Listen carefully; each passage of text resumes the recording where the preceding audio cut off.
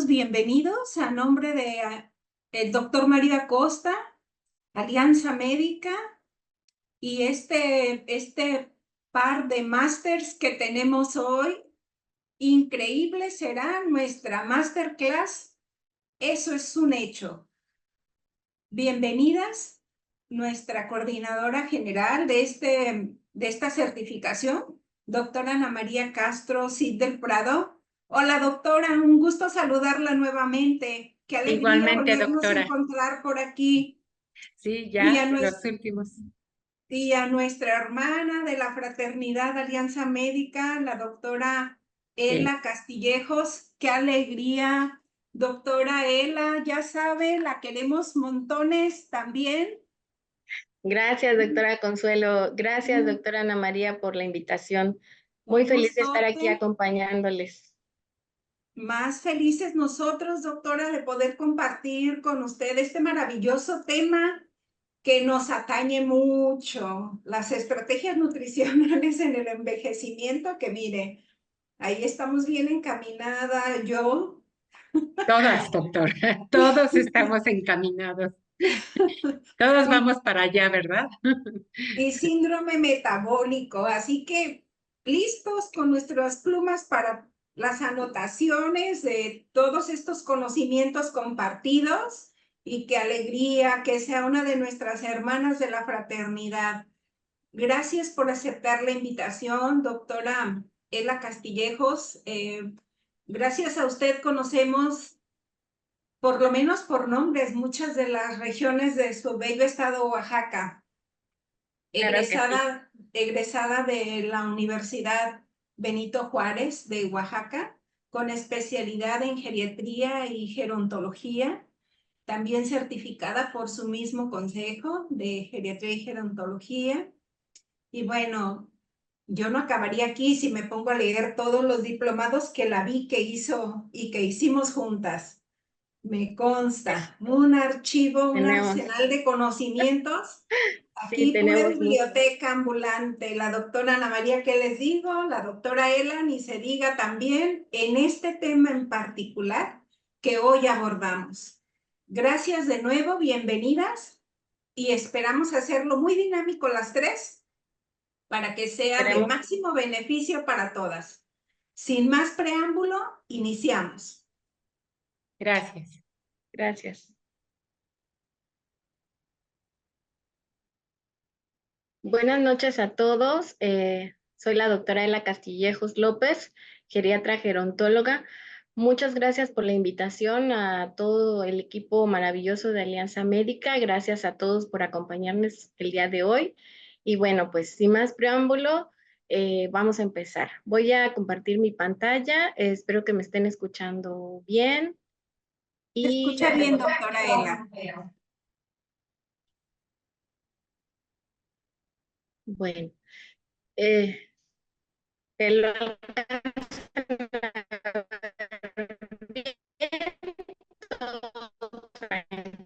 ¿todo bien? Hay eco, Porque con esto doctora. del internet, bueno, nos estresamos mucho. Hay eco. ¿No tiene encendida su Este, teléfono también? ¿mande? Su teléfono que tenga encendido por ahí Eh, con la liga, porque se escucha eco. no, no, no, no, Ok, no, para nada, no, no tengo, no la tengo, ok. no tengo Vamos nada, a, no encendí otra le cosa más. vamos avisando, doctora Ela. Por favor, se lo voy a agradecer. Ahí me escuchan bien, ya me acerqué un poco más a Sí, la computadora. sí se escucha Pues bien. gracias a todos. Estoy muy emocionada por platicar con ustedes acerca de este tema, como dicen las doctoras, que vamos todos encaminados para allá. Y bueno, sin más preámbulo, empezamos. Estrategias nutricionales en el envejecimiento y síndrome metabólico. La verdad es que sí me dieron un tema bien, bien estresante porque cada día es difícil modificar nuestra alimentación, aceptar el proceso de envejecimiento y bueno, es muy, muy, muy estresante y complicado. Eh, no sé si acá estamos.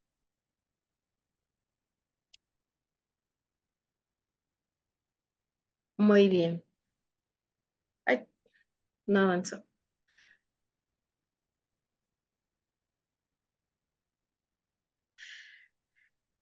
Les quiero compartir algo acerca de los retos que tenemos en el envejecimiento saludable y la carga de la enfermedad que tenemos ahorita acá en México. La verdad es que nosotros, importante solo por ser latinos, pero la verdad es que ahorita con todo esto de la década del envejecimiento saludable, pues bueno, quiero platicarles un poco del panorama. La OMS define el proceso del envejecimiento saludable como desarrollar, mantener la capacidad funcional a todo lo largo de nuestra vida. Esto lo empezamos a medir o lo empiezan a medir a partir de personas de 55 años y más.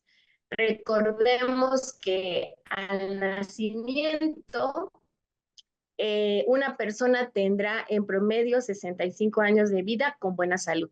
Y en México, ¿qué estamos esperanzados en tener? Que cada día uno de un recién nacido nazca y el día de hoy tenga las grandes probabilidades de tener 75 años para las mujeres, para los hombres, en promedio 75 años, pero para los hombres 72 años y para las mujeres 78 años. Esto es que hemos aumentado la esperanza de vida, la hemos puesto al doble de lo que teníamos en los años 30.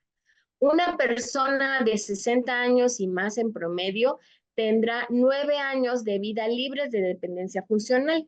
Entonces, si nuestro riesgo es alto, quiere decir que estos 9 años se nos van a ir disminuyendo. Esto porque vamos a tener que las enfermedades del corazón, la diabetes, las enfermedades renales, el EPOC, el Alzheimer, son las causas más comunes que están estresando y ajustando los años o aumentando más bien la discapacidad a nuestros adultos mayores a día de hoy. Del total de años de vida vividos con discapacidad, el 89% será por enfermedades no transmitibles. Y del total de años de vida perdidos por muerte prematura, el 91% son debidos a enfermedades también no transmisibles. Entonces, así que el trabajo que tenemos todos cada día en nuestras vidas y en la vida de nuestros pacientes, pues sí es muy amplio. Ok, ¿y qué es lo que tenemos que trabajar? La dieta poco saludable, ¿qué tenemos? La situación y las tendencias. En varios de los estudios que estuve checando para poder apoyarme y dar la clase el día de hoy, nos decían que 16 millones de años de vida ajustados por discapacidad corresponde a actividades de la vida diaria. Esto nos va a dar que tenemos vidas potencialmente perdidas debido a una mortalidad prematura y perdemos años de vida productiva por la discapacidad que pueden ejercer cuando nosotros no consumimos adecuadamente. Va a aumentar el no consumirlas adecuadamente el riesgo que tengamos enfermedades cardiovasculares y cáncer de estómago y colorectal. Si hablamos sobre la ingesta de sal, nosotros debemos de consumir un determinante número de gramos. Esto quiere decir que debemos de consumir alrededor de 5 gramos al día y en la actualidad se está consumiendo de 9 a 12 gramos al día. Esto se ve repercutido en las enfermedades cardiovasculares y la presión arterial. Aquí con la ingesta de sal sí es algo muy importante que si nosotros mejoramos nuestra ingesta de sal cuando somos adultos mayores, ahí entra como una controversia. ¿Le retiramos o no le retiramos a nuestro adulto mayor la ingesta de sal? Sí le debemos dejar la sal. Yo soy partidaria de eso porque nuestros adultos mayores no sienten la sed, la cantidad de sal, la familia se la empieza a disminuir y entonces van a provocar que nuestro paciente se esté deshidratando, esté con hiponatremia y agregándole a eso que tengan enfermedades renales y que tomen medicamentos para la depresión, pues también esta hiponatremia pues va a ser más severa. En cuanto a la ingesta de grasa, pues ya sabemos, la doctora Ana María nos ha compartido que todo el tiempo tenemos un consumo elevado de grasas saturadas, ácidos grasos trans, y esto nos va a traer enfermedades cardíacas. Si nosotros lo sustituyéramos por aceites vegetales poliinsaturados, reduciríamos el riesgo de la enfermedad coronaria. Y asimismo, tendríamos un mayor consumo de ácidos grasos insaturados de origen vegetal y ácidos grasos poliinsaturados que también han demostrado reducir el riesgo de diabetes mellitus. Pero ¿qué hacemos? En general, todos estamos acostumbrados pues a consumir todas las cuestiones fritas, refritas, y que en nuestra población pues esto nos está totalmente, es algo normal. El decirle a un paciente y más a un adulto mayor, tienes que cambiar tu alimentación, cuando le vas a decir que le vas a retirar sus gorditas y acá en Oaxaca las tlayudas y todo eso, pues realmente lo ve como algo imposible de llevar a cabo. Ya lo quiero volver a recalcar que la mayoría de las enfermedades no transmitibles pues van a ser el resultado de comportamientos algunos particulares. La gente va a empeorar más cuando fuma, cuando no hace ejercicio, cuando tenemos una dieta poco saludable, con el consumo excesivo de alcohol, pero esta combinación nos va a llevar a 4 cadáveres metabólicas, cambios fisiológicos que se van a ver pues en enfermedades crónicas degenerativas, la hipertensión arterial, el sobrepeso, la obesidad, el aumento de la glucemia, el aumento del colesterol, que es lo que corresponde más al síndrome metabólico. Los cambios fisiológicos relacionados con la edad, esto es algo que sí lo voy a leer y es algo que quiero que tengamos muy puntual, porque nuestros adultos mayores pues van a tener mucha alteración de por sí por la edad, que nos va a llevar a la disminución en la modulación de la alimentación por los opioides. Eso va a ser más en las mujeres mayores. Esto va a alterar los péptidos opioides endógenos y por supuesto los receptores. Entonces esto nos va a llevar a que a que el adulto mayor va a tener una disminución de la sensación de hambre, de la sed y del placer por la comida. Y aparte de esto, imagínense, si no les gusta la comida y de por sí que van a haber una disminución de esto por la edad, y nuestro adulto mayor está con comorbilidades, pues esto se va acrecentado todos los días. Al haber una disminución del efecto estimulante de estos neurotransmisores, por ejemplo, el neuropéptido Y, la grelina, las orexinas, va a haber un aumento de la sensibilidad al efecto inhibitorio del factor liberador de corticotropina y serotonina. Va a haber un aumento del efecto saciante de la colesteconina, la CCK, y va a haber una concentración circulante y va a haber mayor sensibilidad a sus efectos. Estas señales de saciedad periférica que van a corresponder, por ejemplo, al glucagón, a la leptina, a la grelina, van a provocar de forma similar en la colestetonina que sea menos detectable por el cerebro en la edad avanzada. Vamos a tener cambios y disminuciones de la percepción sensorial en el olfato y el gusto, que también se van a ver acompañadas en las alteraciones del oído y de la vista. Va a haber falta de apetito. Todo esto va a estar también asociado a las alteraciones del gusto y del olfato. Va a tener el adulto mayor un retraso en el vaciamiento gástrico y por tanto va a traer un mayor efecto saciante en una comida promedio. Quiere decir que va a desayunar muy temprano, pero ya va a ser la hora de comer a las 3 de la tarde y el adulto mayor pues simplemente no tiene ganas de comer. ¿Por qué? Porque el efecto dura más ahí. Y por lo mismo va a haber una anorexia relacionada con la edad. O sea, quiere decir que de por sí el adulto mayor va a querer comer cada día menos. También va a haber una clorhidria relacionada con la edad y que nos va a traer una interferencia en la absorción de la vitamina B12. Y por consiguiente, pues nos va a traer cambios en nuestro microbioma, en nuestra microbiota intestinal.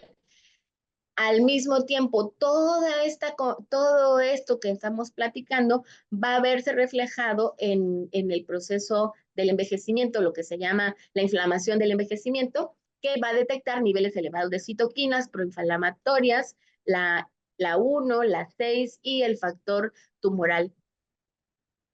Los cambios en la composición corporal, estos también vamos a tener un aumento de la grasa, vamos a tener disminución de la masa magra, de la masa libre magra, perdón, y también vamos a tener alteraciones en la masa muscular, en el agua, en la masa ósea, y todo esto aunado a que nuestro adulto mayor no va a hacer ejercicio, se va a mover menos, pues va a haber barreras que van a condicionar una alimentación correcta y adecuada, y también al mismo tiempo va a haber una reducción de la ingesta de energía. ¿Por qué? Porque nuestro adulto mayor, si tiene gonartrosis, si tiene artrosis o si tiene alteraciones de la marcha del equilibrio, pues ese adulto mayor no va a moverse tanto, y recordemos que si de por sí por la edad no va a querer comer tanto, entonces indirectamente el paciente va a empezar a no comer, es lo que se llama anorexia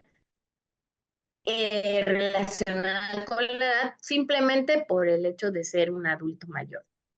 ¿Qué cambios patológicos más vamos a tener con la edad? Bueno, recordemos que nuestros adultos mayores, la salud bucal es muy importante, y a veces nuestros adultos mayores no se cepillan bien, tienen sus prótesis dentales, no saben ni siquiera la técnica del cepillado, y la verdad es algo que ahorita estoy enfatizando con cada uno de los pacientes que estoy checando. Bueno, a todos les veo la boca, es importantísimo porque desde ahí va a empezar el proceso de la digestión. Entonces, nosotros a veces no estamos revisando los dientes, no estamos revisando la boca de nuestros adultos mayores, y nuestro paciente ya tiene problemas gastrointestinales, que está estreñido, pero a veces ni siquiera nos paramos para ver si nuestro adulto mayor tiene completo todos sus dientes, o si tiene esas prótesis, o si ya sabemos que tiene la prótesis, ¿qué tenemos que hacer? Se la tiene que retirar al momento que nosotros lo estamos revisando, porque detrás de esa prótesis que la traen puesta, pues está a veces pues mal, con mala higiene, ni siquiera saben que existe un cepillo dental para lavar adecuadamente cada una de esas prótesis, ni pastillas dentales, y dirán ustedes, bueno, pero ¿eso qué tiene que ver? Bueno, sí tiene que ver, porque ese adulto mayor no va a tener buena salud bucal, va a tener más problemas de aftas, va a tener más problemas de gingivitis, va a tener cándida, va a tener alteraciones constantes en la microbiota de la boca que se van a pasar pues al estómago.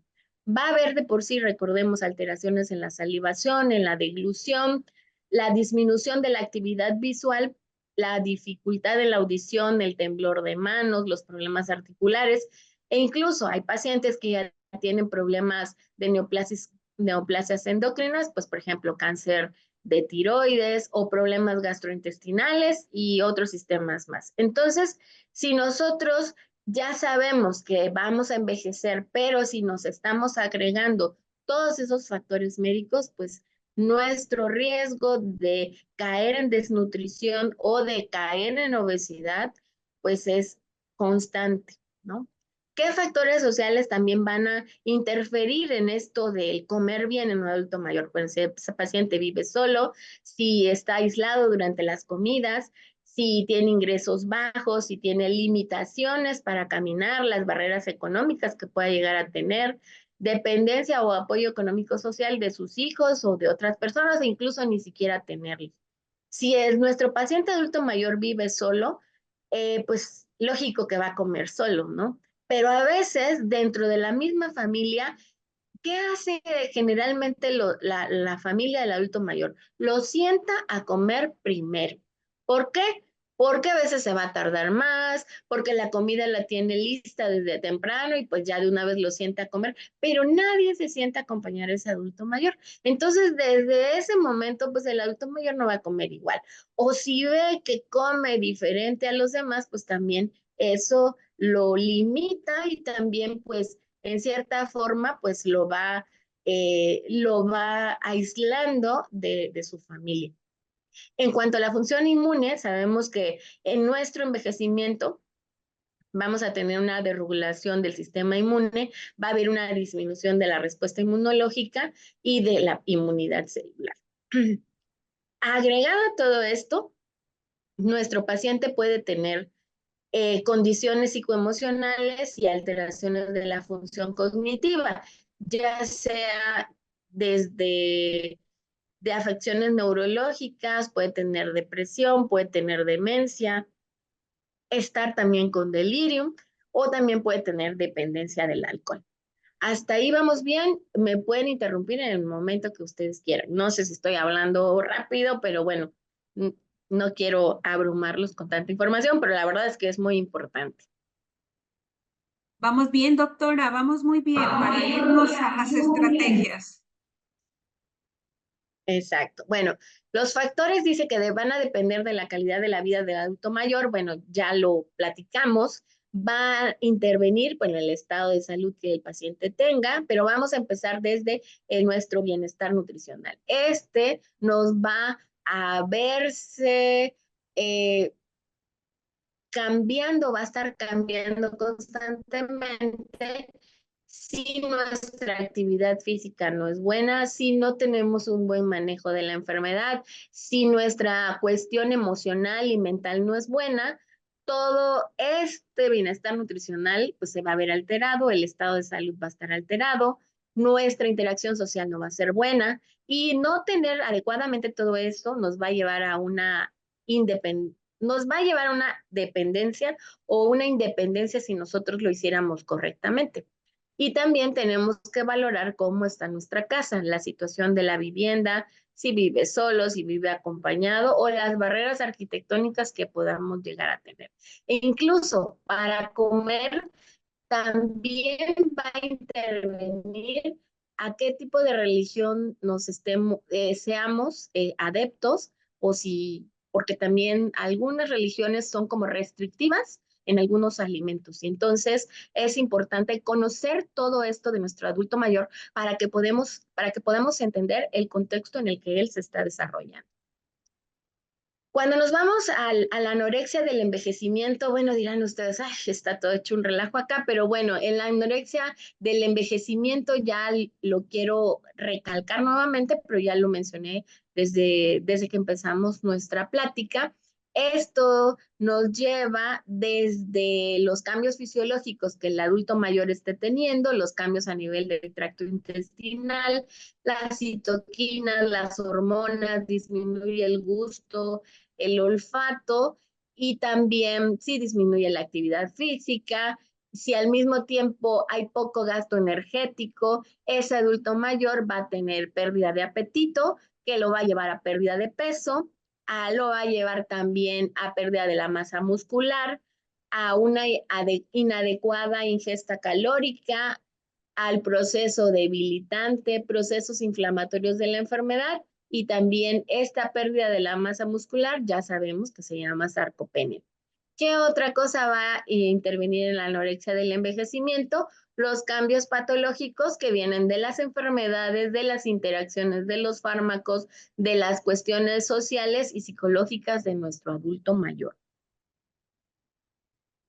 Dentro de la anorexia del envejecimiento, bueno, aquí lo recalco mucho, pero bueno, tenemos que nuestro paciente va a tener una diversidad de la microbioma, que ya no van a estar completas todas esas células y todas esas bacterias healthy, van a estar todas alteradas, va a haber una patobiota intestinal aumentada, la permeabilidad intestinal aumentada, al mismo tiempo una disminución de la motilidad intestinal que nos va a llevar a una disminución del metabolismo, a aumentar la inflamación, a disminuir la capacidad defensiva inmunitaria y esto los lleva a los adultos mayores a una predisposición a enfermarse.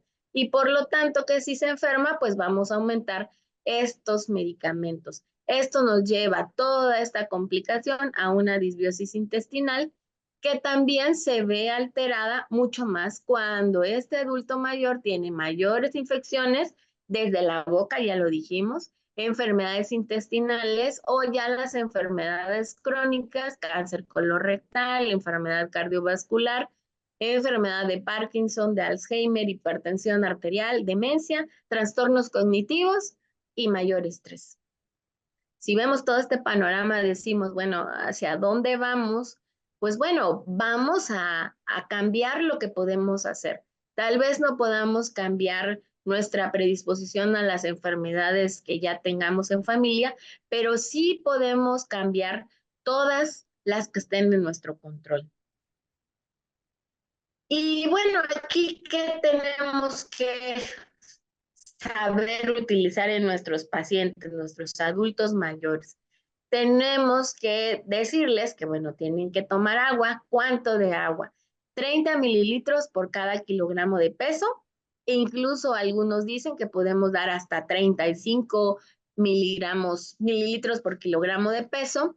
Tienen que tener nuestros adultos mayores la vitamina A, deben de tener de 600 a 700 microgramos de equivalentes del retinol al día. La vitamina B12, que ya lo habíamos dicho, que se va a alterar por la acloridia que ya tiene ese adulto mayor, debe de estar en 2.5 microgramos al día, o ya sea de suplementos o de alimentos fortificados. El folato debemos tener 400 microgramos por día, la vitamina C de 60 a 100 miligramos al día, la vitamina D de 10 a 15 microgramos por día, vitamina E de 100 a 400 unidades internacionales por día, y la vitamina K de 60 a 90. Bueno, ahí está toda la relación, y esto pues lo vamos a dejar para que ustedes lo puedan estar checando constantemente.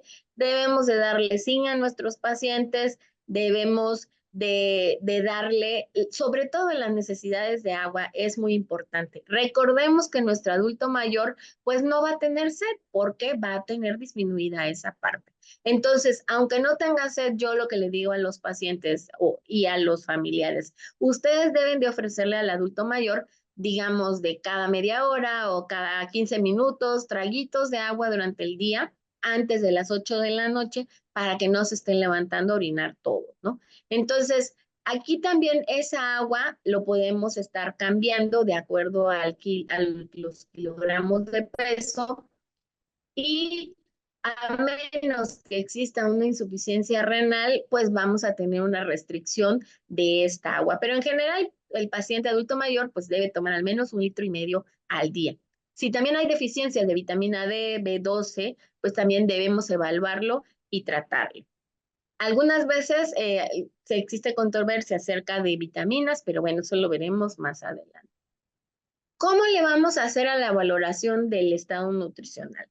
El geriatra o nosotros siempre nos estamos apoyando de lo que se llama valoración geriátrica integral. Bueno, ahí dice un enfoque integral para que nosotros estemos valorando las deficiencias nutricionales de nuestro paciente. Vamos a saber, ya saben, qué enfermedades tiene. Vamos a detectar también a través de un examen físico que va a ir desde revisarlo desde la cara, los ojos, la boca, la lengua, medirlo, medir la circunferencia de la pierna, medir la cuestión de el perímetro braquial.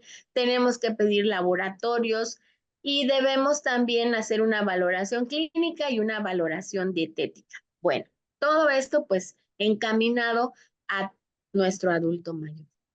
Y entonces, ¿cómo vamos a medir a nuestro paciente?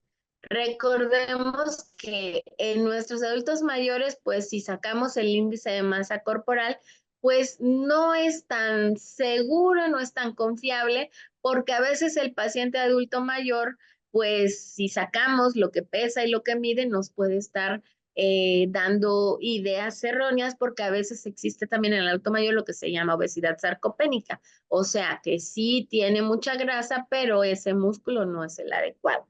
Entonces, esto nos va a provocar que nosotros estemos recordando todo el envejecimiento fisiológico que este paciente va a tener, que de por sí va a ir perdiendo de 1.1 a 0.2 kilogramos al año después de los 70 años, y esto va a verse reflejado en un aumento de la proporción de la masa magra sobre la masa magra corporal.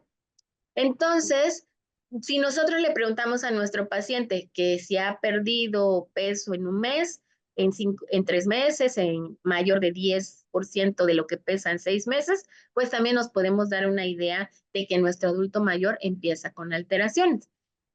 Recordemos que si nuestro adulto mayor ya empieza a perder el 5% de lo que pesa en 30 días o el 10% y más, no quiere decir que nos va a dar muchos problemas más adelante. La talla pues puede ir variando con la edad y aparte pues recordemos que la talla, nuestro adulto mayor pues va a ir disminuyendo pues todas las deformidades esqueléticas que puedan tener, que se va a modificar la caja torácica, que si va a tener problemas de hernias de disco, que si va a tener cervicalgias que van a provocar dolor y que con el paso del tiempo también pueda tener artrosis de las cervicales y entonces van a disminuir la talla. ¿Y qué es lo que tenemos que estar recordándole a nuestros pacientes para calcular los requerimientos energéticos? La doctora nos ha compartido, la doctora, muchas veces y durante a lo largo de todo este curso maravilloso, bueno, cómo debemos hacer los requerimientos energéticos estimados. Y bueno, aquí tenemos que a nuestro adulto mayor pues le debemos de dar proteínas de 1 a 1.2 kilogramos por día. Recordemos que esto es si nuestro paciente aún no tiene enfermedad renal crónica. Esto pues se va a ir calculando de otra manera. Ahorita solamente estamos hablando de un adulto mayor sin enfermedad renal crónica y que tuviera solo las patologías de la presión, del colesterol, de triglicéridos, pero no propiamente daño renal. Debemos darle grasa, el 30% es para las personas mayores sedentarias y calcular la grasa en 35% en las personas mayores activas. Y grasas saturadas debe tener menos del 8%. En los hidratos de carbono debemos de ofrecerle de ese 100%, del 45 al 65% del total de calorías. En los hombres vamos a ofrecerle 30 gramos de fibra y en las mujeres 21 gramos. Saber que en esa dieta que nosotros le vamos a ayudar a elaborar a nuestro adulto mayor, debamos de tener calcio de 800 a 1200 miligramos por día, potasio 4.700 miligramos al día, sodio 1.5 miligramos por día, hierro 10 miligramos por día, magnesio 225 a 280 miligramos por día. Debemos de darle riboflavina a los hombres y selenio también. Entonces, nosotros vamos a ir modificando y haciendo la dieta o repartiéndola según estemos ahí. Ahora, si tenemos un paciente que va a estar, por ejemplo, que esté hospitalizado, entonces los requerimientos catabólicos pues van a ser diferentes. Ahí van a requerir de 35 a 45 kilocalorías de peso por día. Proteínas las tenemos que aumentar de 1.3 a 1.5 proteínas al día. Y debemos de tener también cálculos del balance nitrogenado a corto plazo para que podamos, estar, para que no se nos vayan a desnutrir cuando estén hospitalizados. Porque recordemos que un adulto mayor puede llegar a perder hasta 5 kilos por cada, de peso del músculo por cada día que esté hospitalizado, ¿no? Recordemos que hablamos hace rato que el índice de masa corporal en las personas mayores, pues realmente pues no lo podemos requerir, no es así como que no sea un superindicador porque puede ser engañoso y entonces debemos alejarnos constantemente. Pero si nuestro adulto mayor se puede medir, se puede pesar, entonces podemos ir detectando que con un índice de masa corporal óptimo tenemos que debe ser de 24 a 29 kilogramos por metro cuadrado, pero y la sarcopenia, puede haber una obesidad sarcopénica con 30 kilogramos por metro cuadrado, pero realmente tenemos que estar revisando si nuestro paciente no ha perdido peso o si este paciente, en realidad en los adultos mayores el índice de masa corporal no es tan fiable, nos sirve, pero realmente no es el único que podemos utilizar para poder atender a nuestro adulto mayor. Entonces, aquí vienen los indicadores alternativos. Por ejemplo, podemos medir la semienvergadura, que aquí está. Esto se saca que midamos desde, medir desde acá, desde el cuello y medir hasta la mitad de nuestro dedo. Ahí sacamos una cantidad que es la semienvergadura. Podemos también medir la longitud del antebrazo. También podemos medir el talón y la rodilla. Y también acá tenemos el perímetro braquial, que también nos sirve para estar determinando si nuestro paciente está adecuadamente. E incluso acá tenemos que la circunferencia media del brazo, perdón, nos estima la grasa corporal y la masa muscular magra. Para las mujeres debe de medir 22 centímetros y para los hombres 23 centímetros. Si mide, menos de 21 centímetros, con esa simple medición de la circunferencia del brazo, nosotros ya podemos saber que si nuestro paciente mide 21, 18, 19, ese paciente ya está desnutrido. Aunque nos diga la familia que lo lleva, no, sí come, pero tú le estás midiendo el brazo que está muy delgado, pues tú sabes que ese paciente pues definitivamente sí come, pero no alcanza a tener los aportes energéticos adecuados que le van a evitar que pierda masa corporal.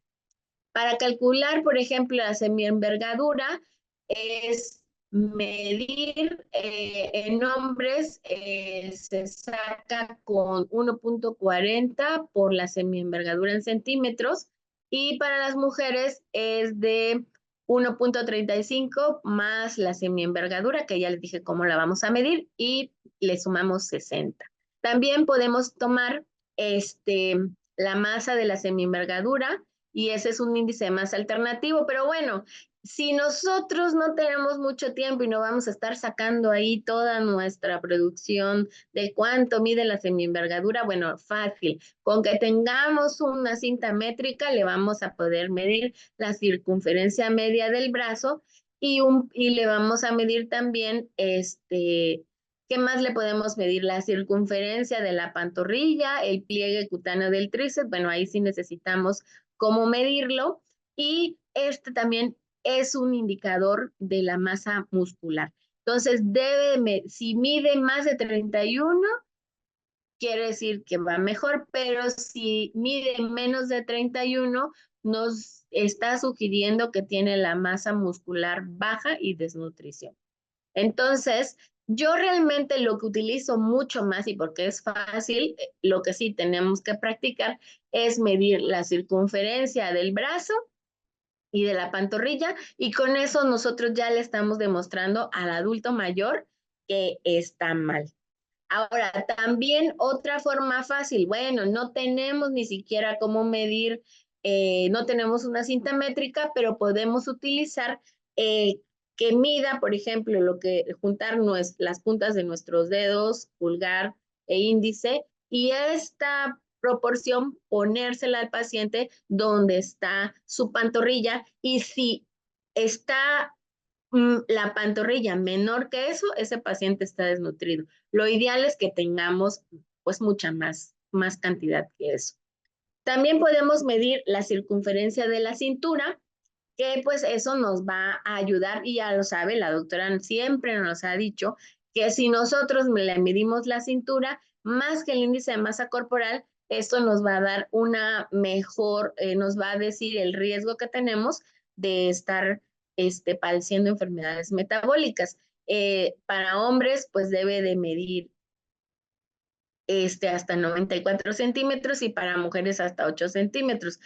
Y entonces, realmente podemos también medir la circunferencia de la cadera cuando nuestro paciente también tiene riesgo de complicaciones metabólicas. Pero la verdad es que con que nosotros midamos la circunferencia media del brazo y con que midamos la pantorrilla, con eso nos vamos a dar cuenta, con esas dos cosas, si nuestro paciente está nutrido o desnutrido. Ok, entonces acá también podemos medir el pliegue cutáneo del tríceps y bueno, aquí ya viene la imagen de cómo vamos a medir la circunferencia de la pantorrilla. Ahora, si nos queremos ver pues súper mejor, tendríamos que tener pues una bioimpedancia eléctrica para medir la composición corporal del paciente. Bueno, eso estaría súper mejor. Pero si nosotros si vamos a ver un paciente a su domicilio, pues no vamos a llevarnos una báscula de bioimpedancia, ¿no? Pero si nosotros tenemos, pues eso sería lo ideal, porque nos va a medir la composición corporal, nos va a medir la cantidad de agua que tenga, nos va a decir si ese paciente está desnutrido, si necesita una intervención nutricional, y eso es algo que el paciente va a ver pues físicamente, ¿no? Y también pues puede llevar a que nuestro paciente esté pues más, o más bien esté menos reacio a hacer cambios en su vida. También podemos, ya si nos vemos todavía y lo queremos hacer súper más, o sea, con una súper mejor medición y el paciente también tiene la situación económica adecuada para poder pagar estos estudios de composición corporal, pues entonces le podríamos pedir una absorcimetría dual de energía de rayos X o DEXA, que se llama, y entonces es un método preciso que nos va a permitir diferenciar la grasa de la masa libre de la grasa. Entonces aquí, por ejemplo, vemos a este mismo pacientito que vea cómo tiene sufriendo aquí todas sus articulaciones y al mismo tiempo estamos viendo toda la grasa que esté ahí. Si nos vamos también, podemos hacerle todavía una tomografía axial computarizada o ya si el paciente puede pagar una resonancia magnética que nos va a determinar la composición corporal. Entonces, esto pues son cosas que podemos utilizar más con nuestro paciente, pero bueno, si no tenemos toda esta tecnología a la mano, pues ya saben, con una simple cinta métrica podemos darnos cuenta que nuestro paciente ya está empezando a tener problemas. ¿Ya qué le vamos a pedir a nuestro paciente adulto mayor? Pues laboratorios, que eso es algo muy importante para que nosotros podamos saber qué tan descontrolado está y que el paciente también se vaya siendo responsable de esta situación. Le vamos a pedir un hemograma, una biometría hemática, una proteína C reactiva si ya sospechamos de caquexia. Vamos a pedir una TSH sérica, una analítica de orina, vamos a medir las funciones hepáticas, electrolitos séricos, ya saben, glucemia, nitrógeno ureico en sangre, creatinina sérica. También tenemos con esto nos vamos a poder permitir ver si nuestro paciente ya empieza con síndrome de declive. Tenemos que medir las concentraciones séricas de calcio, del fósforo, las vitaminas, especialmente la vitamina B12, folato y también la vitamina D, la 25-hidroxivitamina D. ¿Cuáles son los marcadores de desnutrición más importantes?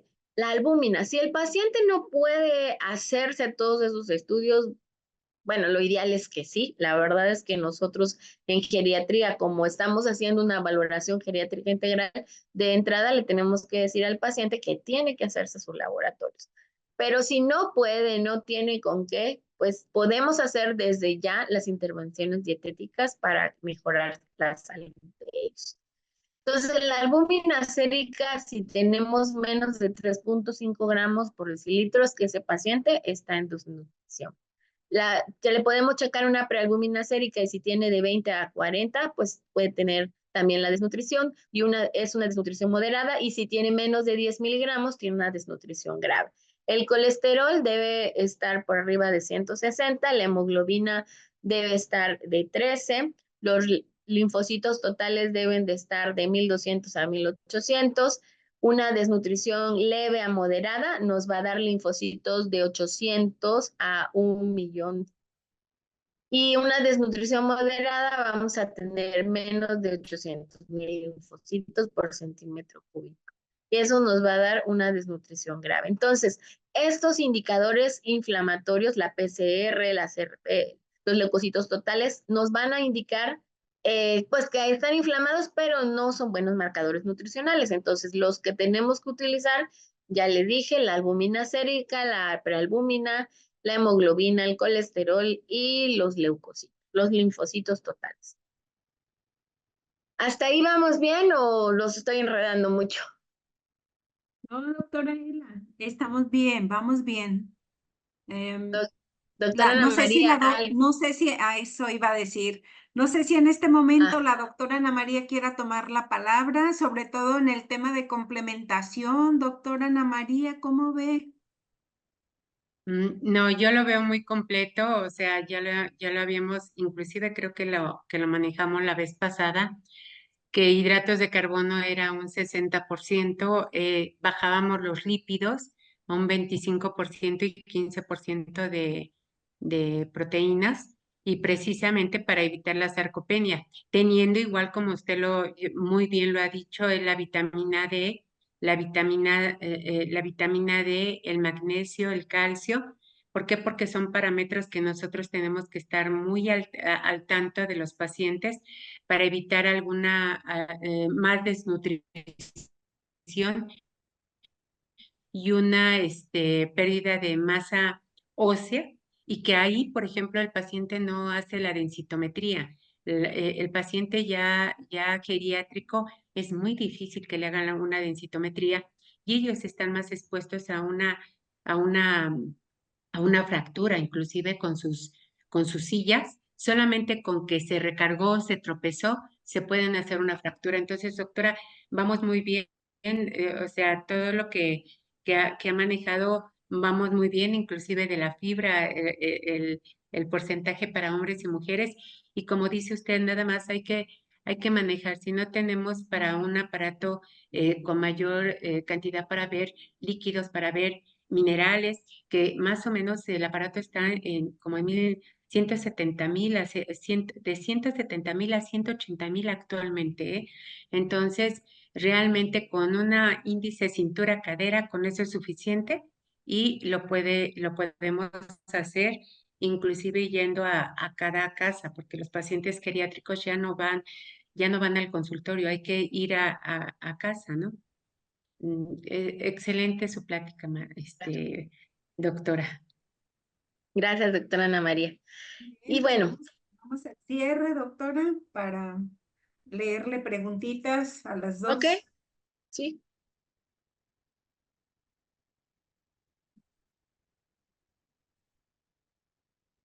No, adelante, doctora Ela, le decía que Ok. vamos Ok. al cierre de su plática.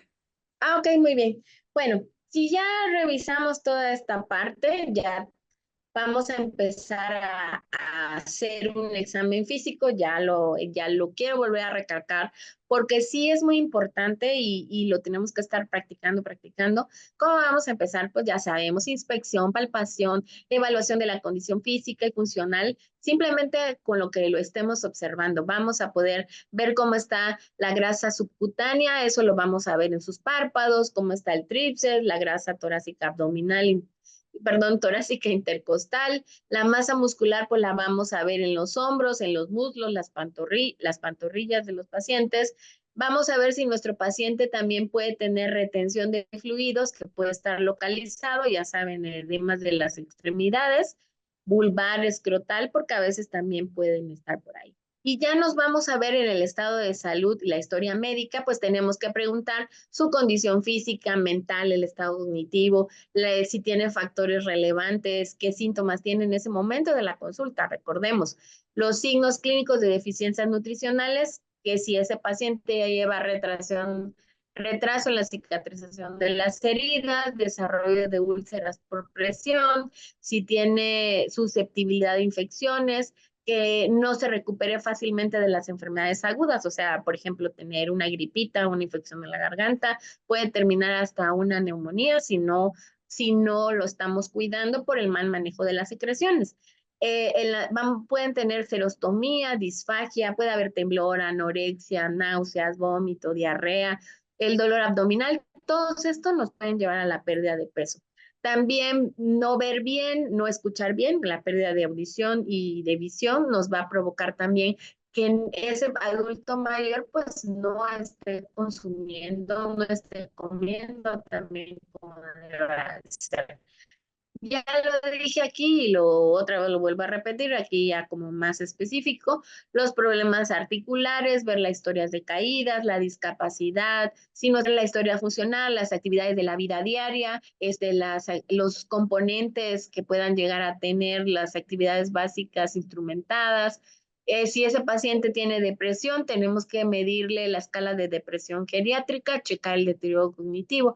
Recordemos que en una consulta de medicina geriátrica, pues no, o sea, no vamos a ver solo el padecimiento actual, ni tampoco podemos hacer todo esto en una sola consulta. Sí, tenemos el tiempo, por supuesto, aunque nos tardemos 2 horas, pero ni aún así, ni con 2 horas no terminamos de hacer todo esto. Entonces, nos vamos a ir enfocando de acuerdo al padecimiento actual y de ahí vamos pues avanzando lo más que necesitemos. Pero algo muy importante es que cuando nuestro adulto mayor tiene deterioro cognitivo, ese paciente no va a comer bien. Entonces, esas dos siempre tenemos que estar checando cómo está su situación cognitiva porque eso nos va a dar muchos problemas en adelante. Tenemos que, bueno, saber su historia socioeconómica, si hay apoyo familiar, con quién vive, si tiene pérdidas recientes, cuál es su estado educacional, social, su situación de vida, los recursos económicos, porque pues para atender a un adulto mayor eso también es muy importante.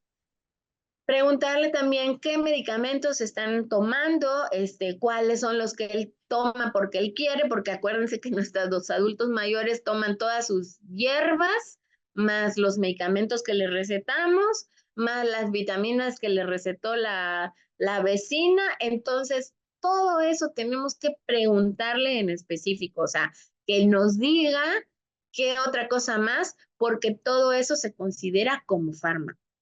Y de ahí pues ya vamos a preguntar qué come cada día, cuántas veces a la semana, cuáles son sus alimentos favoritos, cuáles son los que no les gusta, cuántas comidas al día hace, qué cantidad de comida, si necesita ayuda para ir a comprar la comida, para hacerla, para elaborarla, si tiene problemas para comer, para masticar, para deglutir, si hay anorexia, saciedad precoz, todo eso pues lo vamos a ir detectando.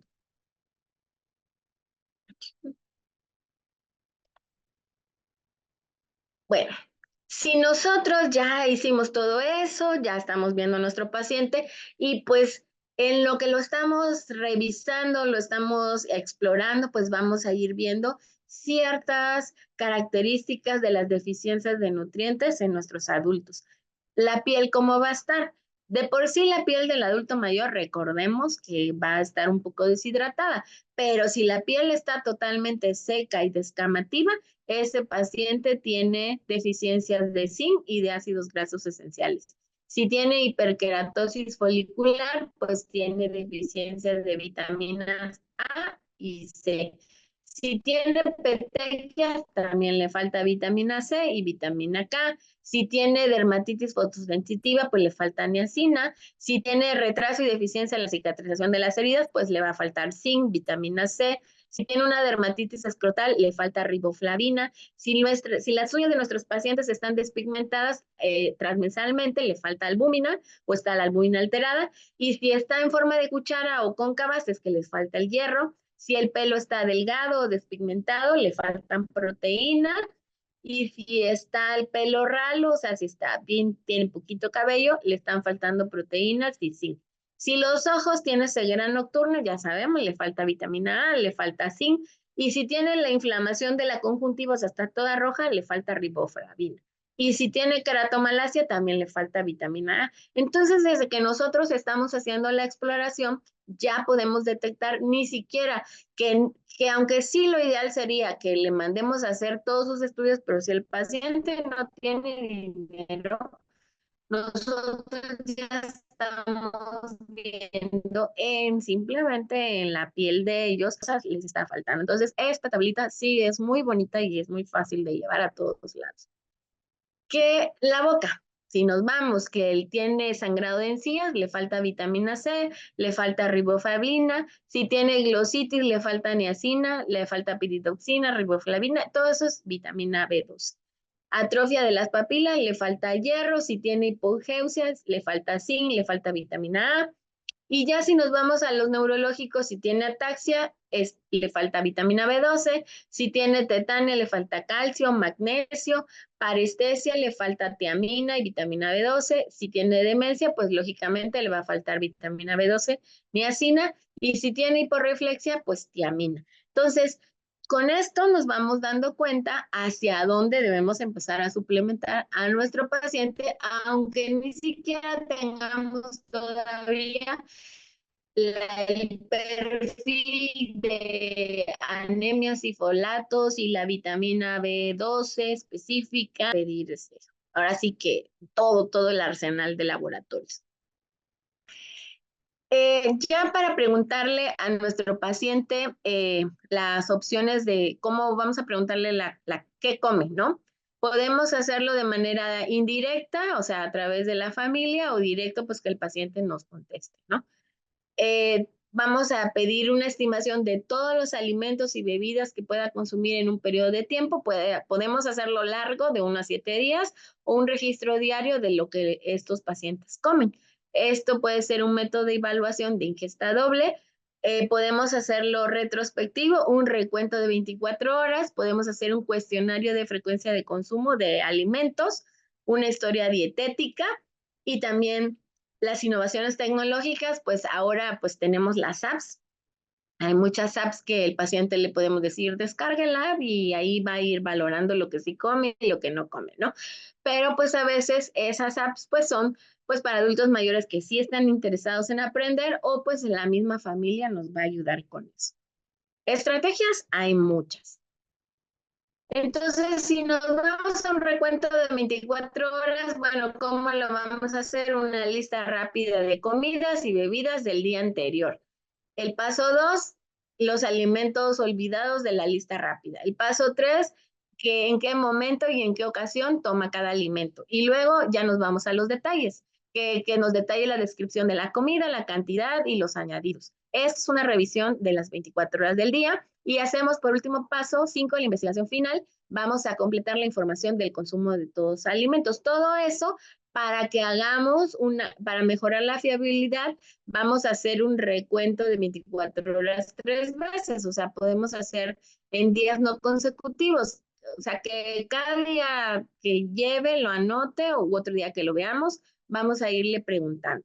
Y esto vamos a ir determinando con más precisión esa ingesta diaria. Y también podemos utilizar el cuestionario de frecuencia de consumo, hasta un registro dietético diario. Pero pues a veces no lo van a hacer, pero bueno, si lo quieren hacer, lo ideal sería que lo vayan anotando por semana o por mes, y entonces van a tener elementos, nos van a decir qué platos comen, si son cuantitativos, semicuantitativos, o hacemos un registro diario dietético retrospectivo, bueno, y todo eso lo vamos a hacer con nuestros pacientes. Estos modelos, vamos a tener 3 modelos de nutrición del envejecimiento. ¿Cuáles son? Que tenga un estado nutricional óptimo, que eso sería lo ideal, que nuestro paciente adulto mayor esté desnutrido y que esté sobrenutrido, perdón, que tenga sobrepeso y obesidad. Entonces, estos estados nutricionales óptimos pues son tan importantes para que ese adulto mayor tenga un envejecimiento saludable, y que esos cambios que van a tener con la edad pues sean buenas, las ingestas dietéticas sean buenas, que no se altere toda su fisiología, que el estado cognitivo esté bien. Bueno, todo eso nos va a traer problemas o nos va a traer mejorías si nosotros hacemos estos cambios adecuados en nuestros pacientes, ¿no? Entonces, vamos a ir detectando si, ya que nos den toda la lista, pues vamos a ver si de veras está comiendo bien, que según en esos cálculos puede ser que solo el 50% de la población esté comiendo bien. Algunos pueden tener, si tengan las cantidades recomendadas. Puede ser que también haya cambios en los requerimientos del anciano, o sea que el paciente, ya lo habíamos dicho, va a comer menos porque pues no tiene hambre, porque no le da hambre, porque eso por la edad. Sí, puede ser por la edad, pero también puede ser por los medicamentos que esté comiendo o porque nadie se siente a comer con él, o porque se sienta solo o porque dependa de alguien más para que le dé de comer, entonces pues no va a comer a tiempo ni en el horario que debe ser, ni las cantidades adecuadas. Ahora, si ni siquiera tiene dientes, pues menos va a comer.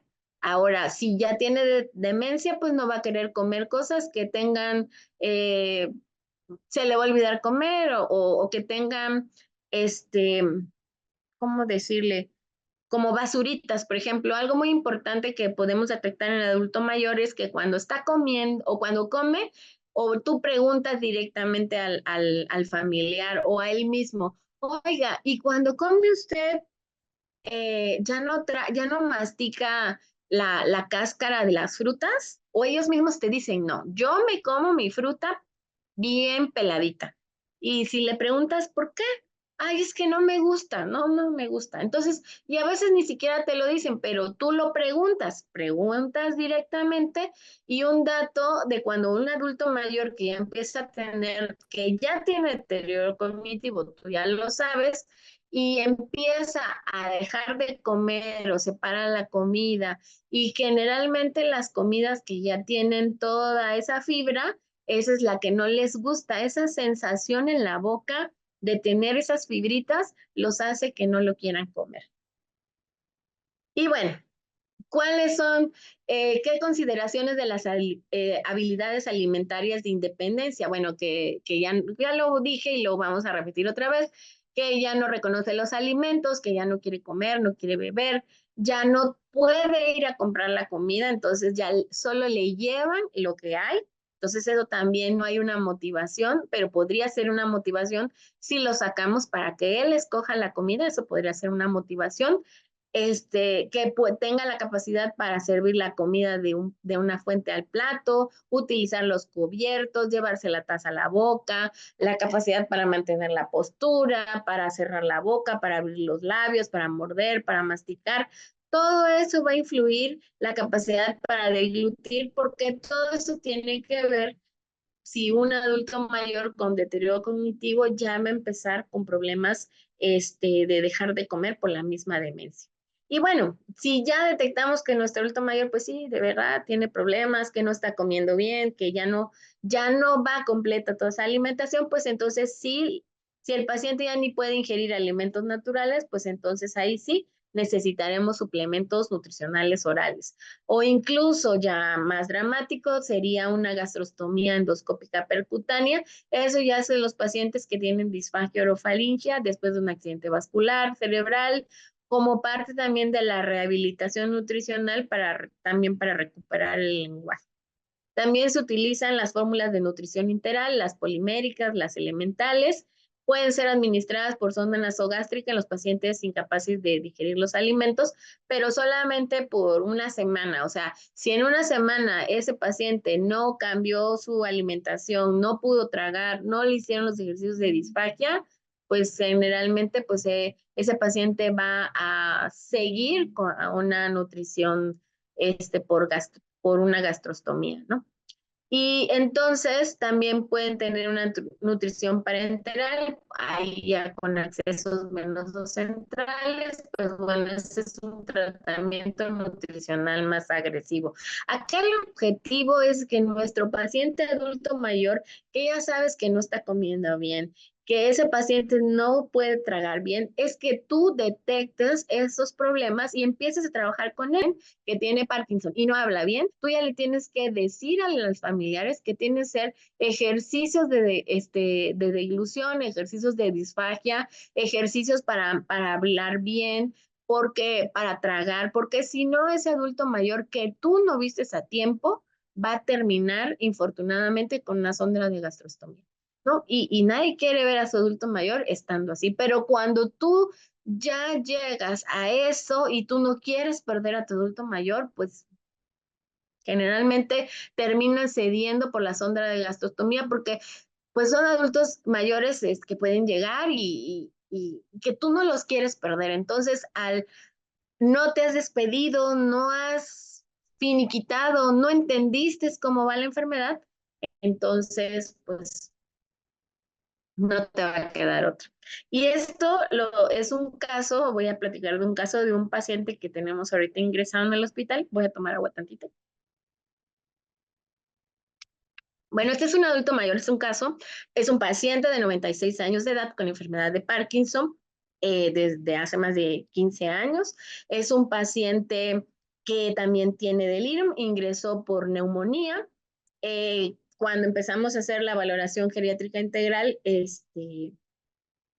me mandaron a llamar del hospital. Yo estoy en la consulta externa, pero cuando hay un paciente que ellos requieren, pues vamos a verla al hospital. Entonces, de entrada, cuando tú empiezas a hablar con los familiares, te das cuenta que ellos ni siquiera saben cuál es la etapa de la enfermedad en la que va su papá del Parkinson. O sea, ni siquiera saben que hay estadios del Parkinson para ir detectando problemas y que su papá pues ya está en el estadio 5. ¿No? Entonces ellos no saben hasta dónde puede influir la enfermedad de Parkinson para que él no pueda comer. Cada uno va teniendo como que su información. Te dicen, los que están como enojados porque el adulto mayor está ingresado, te dicen, no, es que él estaba bien, él comía hace 2 semanas, él estaba súper bien, no sabemos por qué se puso así. Y cuando empiezas a indagar con el que está más tiempo, ya te empieza a decir, ay, sí, hay días que se quiere salir, hay días que no reconoce su casa, hay días que no quiere comer nada, hay días que no se quiere lavar los dientes. Entonces tú vas viendo que ese adulto mayor tiene meses que ya empezó con problemas del habla, con problemas de disgeusia, con problemas de deglución, ya tiene disfagia. Y hasta que llega al hospital, cuando ya el paciente ya está encerrado, donde no está en su casa, donde no está con los familiares que lo cuidan, lógicamente va a delirar más, lógicamente no va a querer comer y ellos están esperando que tú en 3 días que lo tienes hospitalizado, pues vuelva a comer, como si fuera por arte de magia. Pero cuando tú le dices que necesita una sonda nasogástrica, que se lo vas a dejar por 5 días, pero que tú en esos días que lo vas a tener internado por la neumonía, le vas a hacer los ejercicios orofaringios y de dilución y estás viendo que no se los hacen, o bueno, aquí donde yo trabajo en Cruz Azul, pues le pueden poner al paciente una enfermera para que haga esos ejercicios. Pero si el adulto mayor está delirando, ¿a qué horas va a hacer esos ejercicios de dilución? Lógico, no lo va a hacer. Y entonces 4 días después, pues este pacientito, pues va a terminar el día de, yo creo que hasta hoy en la noche o mañana, le van a poner ya la sonda de gastrostomía. Pero ese adulto mayor, yo nunca lo vi en la consulta externa. Y es algo triste porque cuando ya es grande, cuando ya casi no se mueve, van por los medicamentos, sí, puntualito, van para traer toda la medicina, pero nunca te llevan al adulto mayor, entonces no puedes verlo, no puedes saber cómo está ese adulto mayor de 96 años, pero si tú les preguntas a ellos te van a decir que está bien, que no tiene nada. Porque piensan que al disminuir el temblor por tomar a tiempo todas las pastillas del Parkinson, tiene no solamente enfermedades, sino también tiene síndromes geriátricos. ¿Cuáles son los síndromes geriátricos? Que no ven bien, alteraciones de la marcha, del equilibrio, de la audición, los problemas nutricionales, que puede tener también depresión, puede tener demencia, puede tener sarcopenia, incontinencia urinaria, incontinencia fecal, todo eso, más diabetes, hipertensión, colesterol, triglicéridos, Parkinson, deterioro cognitivo o demencia. Entonces, es toda una gama y es todo un reto abordar a un adulto mayor antes de que llegue a que tú le pongas una sonda de gastrostomía. Pero también cuando ya está el paciente a punto de tener la sonda de gastrostomía, si el familiar se va a comprometer a hacer los ejercicios, a darle de comer traguito por traguito, ¿cómo decir? Hasta con una jeringa lentamente, no le ponen la sonda de gastrostomía. Y de veras pasa, o sea, pero ahí tiene que ver el cuidador la familia, que si no lo va a hacer, pues tiene que pagarle a alguien que lo haga. Yo tengo ambos casos, tengo una paciente que hace 3 años ya le iban a poner la sonda de gastrostomía porque ella estaba en la etapa de la demencia que ya no tomaba agua, que ya no comía, su familia pues medio entendía que cómo iba a ser la enfermedad. Ya habíamos hecho algunos cambios y estrategias nutricionales, pero ellos no lo aplicaban porque pues vuelvo a repetir, no saben en qué condición le van a dar esa papilla o esa consistencia para que el adulto mayor la pueda deglutir. Afortunadamente, pues lo entendieron, le contrataron a una persona para hacer los ejercicios y ahorita esa paciente tiene 93 años, hace 4 años le iban a poner la sonda, y ya no se la pusieron, pero ahorita ella come en papillas, le dan lentamente, la paran, hace ejercicio, tiene demencia, ciertamente, pero está controlada y va a seguir estando ahí para su familia porque la están cuidando. Y pues ella está tranquila. Vamos a ver en qué va a terminar mi otro paciente que cuando se lo lleven a su casa y no le sigan haciendo los ejercicios de deglución, seguramente va a continuar teniendo las cuestiones de neumonía por broncoaspiración. Y es triste, la verdad. Bueno, nos vamos a la malnutrición. La malnutrición, la desnutrición y la sobrenutrición, y la nutrición adecuada, que serían en los casos en los que podríamos tener a nuestros pacientes. Pueden estar comiendo bien o pueden empezar a malnutrirse y de ahí se van a desnutrirse y eso va a hacer que van a estar debilitando, van a tener retraso en bueno, en el crecimiento no sería propiamente, sino van a perder masa muscular, va a haber deficiencia de nutrientes, va a haber una delgadez moderada o severa, va a haber bajo peso o en sobrenutrición. Van a estar con obesidad, con sobrepeso, van a tener enfermedades como la presión alta, como diabetes, como cardiopatía. Ya lo platiqué, pero lo vuelvo a recalcar porque esto sí es muy importante recordar cuando veamos un paciente de primera vez, sobre todo porque es de primera vez. Cuando ya lo conoces, pues ya sabes todos los riesgos que puede tener, pero debemos estar preguntando a nuestros adultos mayores las causas de desnutrición, porque a veces llegan y el punto número 1 te dicen, es que mi paciente ya no come y acaba de dejar de comer hace 3 días. Y tú sabes que, bueno, eso no va a ser posible, pero no puedes entrar en conflicto con los familiares, ¿no? Entonces, pues tienes que saber si hay hiporexia, ya no quieren comer, si tienen problemas de la cavidad oral, bueno, ahí es donde entra. Este paciente también cabe señalar que tenía puesta su plaquita, pero pues no traga. Entonces le dejan su plaquita y cuando yo le retiré la placa estaba lleno de hongos, enfermedad periodontal, las encías súper mal. Lógicamente, esa neumonía que tenía cuando ya le hicieron los cultivos, pues sí salió con neumonía por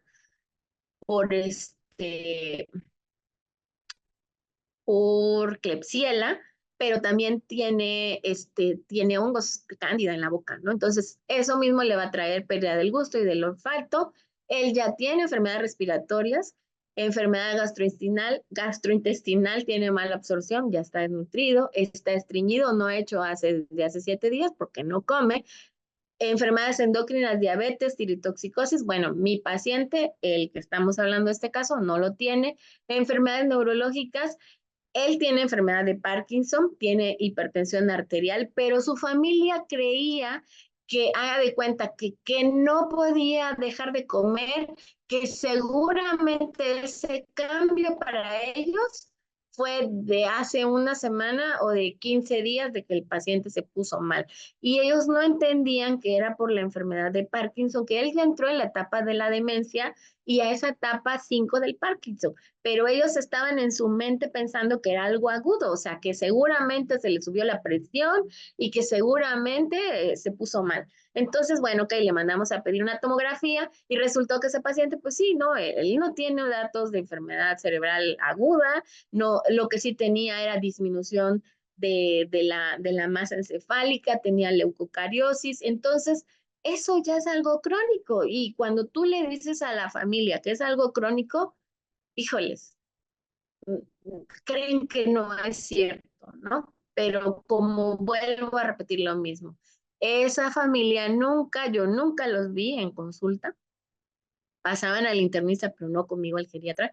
Entonces, pues nunca pudimos hablar sobre las intervenciones dietéticas, sobre la etapa del Parkinson, en el que podría llegar a su papá a llegar conforme pasan los años. Y el adulto mayor, pues ese adulto mayor tiene 15 años con Parkinson, ¿no? Y ya nos vamos que, pues ya tiene 96 años, pues ya tiene artritis, no hay fractura, ya casi no se mueve. Y luego vamos todavía a que puedas llegar a tener interacciones farmacológicas. Por ejemplo, aquí dice digoxina, metformina, diuréticos. Bueno, a mi paciente no le pusieron nada de eso, pero ¿qué pasó? Que cuando llegó a la consulta, de primera vez en urgencias, como llegó con delirium, pues estaba todo agitado, tenía un delirium hiperactivo, estaba con desaturación. Entonces, ¿qué hicieron? Como estaba todo estresado, de saturación de 92 y luego de 89 y delirando. ¿El paciente qué tratamiento tenía? Él toma Cifrol, que es pramipexol, toma, toma quetiapina, 25 miligramos en las noches, toma también para el delirio, eso ya lo tiene desde hace tiempo, y también tiene tiene Cifrol y tiene rasaquilina. Entonces, llegó con sus medicamentos, eso tomaba, y pues no sé si no le dijeron a todos lo que tomaba o el familiar que lo llevó no dijo todo lo que era. Y entonces, ¿qué le pusieron? Si ya estaba tomando quetiapina, le pusieron aloperidol. Entonces, el aperidol no va con quetiapina, es una interacción farmacológica. Tampoco va con la rasaquilina, tampoco va con la otra. Y después, conforme fueron pasando los días, le iban dando cosas que no tenía que darle. Le dieron, por ejemplo, como ya había estado internado y se fue a su casa un día, regresó al día siguiente, pues como ya le habían dado un esquema de antibióticos que dijeron, no, pues vamos a ponerle levofloxacino y vancomicina para que amarre ese paciente y salga rápido de la neumonía. Pero para empezar, el levofloxacino no va con rasaquilina, no va con quetiapina, no va con eso. Y ya se lo dieron. Y cuando yo voy a ver a ese paciente, yo digo, ay, Dios mío, ¿qué hago? ¿A quién le digo que esa interacción no está? Bueno, empecé yo a modificarlo, pero como ahí entra otra parte, que nosotros los geriatras, aunque estamos preparados para hacer todo eso, dentro del hospital, el que hace las intervenciones casi siempre es el médico internista. Entonces a ti te mandan a llamar por una cosa aparte, ¿no? Pero cuando tú les dices de las interacciones farmacológicas, así como, no saben quién le agregó, no saben quién lo hizo, y es complicado, ¿no? Y después, como tenía hongo, yo le pedí que fuera a verlo una dentista porque lo tenemos ahí en el hospital. Fue, la revisó, le hizo su limpieza, y sí, enfermedad periodontal, cándida, etcétera, y le dijo lo que iba a hacer. Pero no le agregó un antimicótico. ¿Por qué? Porque los antimicóticos no van con la quetiapina, no van con rasaquilina, no van con los antiparkinsonistas, los de Parkinson. Y después el fin de semana, cuando yo me tocó descanso, pues a alguien de los doctores que pasó visita, pues le agregó ahora